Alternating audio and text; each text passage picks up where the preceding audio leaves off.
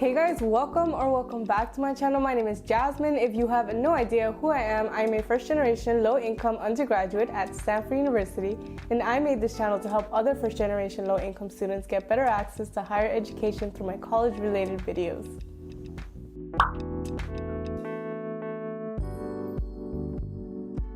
For today's video, we're going to be talking about the difference between private and public universities. I know a lot of students are applying to colleges right now and they're looking for which colleges to apply to. And if you're going to a high school like mine, there isn't a lot of emphasis on going to private schools. I remember when I was in high school and our counselor kind of only focused on applications to community colleges, state colleges, or the UC system.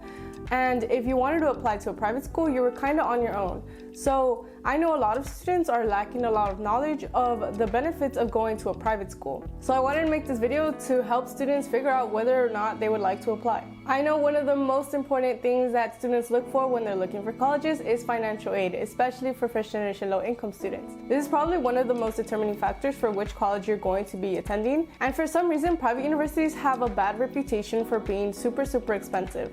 But the truth is that if you're low income, private universities are actually so much more affordable than public universities. The reason for this is because public universities are government funded and private universities are not. So this means that there is more accountability for public universities to be careful with how much money they spend, and for private universities they could really spend however much money they want because they don't really have anyone to tell them or give them a cap on how much financial aid they give to their students. Since the government is funding more public universities, they tend to be more stingy with their money as opposed to private entities that are more generous. So generally, if you're going low income going to a private university, then they're more likely to give you a generous financial aid, which means that if you go to a public university, you're more likely to take out loans. Now, I know this is not applicable to all public universities or all private universities. There are plenty of private universities that really don't give a lot of good financial aid and a lot of public universities that do give good financial aid. So I'm just talking generally, private universities don't cost as much as people think that they do. Another difference between public and private universities is that private universities tend to have smaller class sizes. And I remember applying to college thinking that this was a very important factor for me because I wanted to make sure that I had that professor to student or faculty to student relationship that I could easily build, as opposed to going to large public universities or state colleges that have larger class sizes and also have much larger student to faculty ratios. Again, this is more of a general statement because a private university can be very large and not have a very low student to faculty ratio, and public universities such as community colleges have very low student to faculty ratios. So this is not necessarily universal, but if you attend a UC school, you're more likely to encounter large lectures. Another difference between private and public universities is the distance and the location of these universities. So if you're from Southeast LA like I am, there are not a lot of private universities in our area.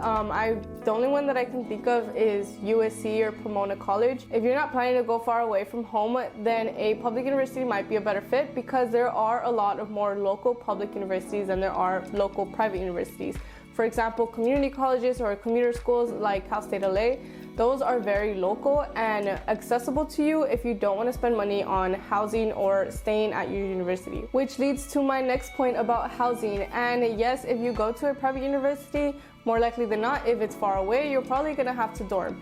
And this might be a problem for students or schools that don't necessarily give good financial aid, but if your school does give good financial aid, then I totally recommend dorming at your university, whether that be public or private. But I do want to note that generally, because of the financial aid differences between private and public universities don't typically give a lot of financial aid for housing. So depending on how much money the school is giving you, you can either commute to your school and go to a local public university, and that would save you a lot of money, or if you're getting a lot of good financial aid from a private university that is farther off, then you can live on campus as well. I know some of the cons of living on campus, whether it be private or public university, is that it costs a lot of money regardless if you're having a good financial aid or not. Because I remember like moving in, I also have a video of how much money I spent when I was moving into campus. and it costs a lot of money, even if your school is giving you a lot of money. So maybe that might not be something that you're interested in, but there also are a lot of benefits to living on campus at a university. Now that I've done these comparisons and you see that private universities are not that intimidating in their application process and what they offer, then I can talk about the application itself. So typically, if you're low income and you're applying to public universities, then you could qualify for a fee waiver for both the Cal States and the UCs. I believe if you're a student in California, and this might be applicable to other states, but I'm not entirely sure, and you get free and reduced lunch, then you qualify for 4 free Cal State applications and 4 free UC applications. So you can apply up to 8 schools for free. And the good thing about the Cal State and the UC applications is that you only have to submit 1 application. So you would submit the same application for all 4 of your schools. If you want to apply to more schools, I believe there is an application fee if you want to add more than 4, but that's a personal choice. Private universities typically accept their students through the common application, and the common application is a completely separate application from the Cal State or the UC application. And if you qualify for a fee waiver, then you can apply up to 20 private schools, which is a lot of schools, and I don't necessarily recommend applying to all 20 or using all 20 of these applications, but that's also a personal choice. When I was applying to schools, I applied to 14, and that was 4 Cal States, 4 UCs, and 6 private universities. A lot of college prep programs recommend applying to 10 private universities where you choose 2 dream or reach schools where you have a low chance of acceptance, 4 to 5 target schools where you have a pretty good chance of getting in, and 3 to 4 safety schools where you're pretty sure that you're going to get in. I don't want students to think that this is a public school or private school application, but rather a public school and private school. So hopefully I've been able to encourage you to apply to both types of universities so that you don't cut yourself short of the different opportunities that are out there. I hope this video was helpful. Please let me know down in the comments below. Please like, comment, and subscribe. Follow us on Instagram at FirstGenFirst, on Twitter FirstGen1ST, or send us an email at info@firstgenfirst.org. Bye.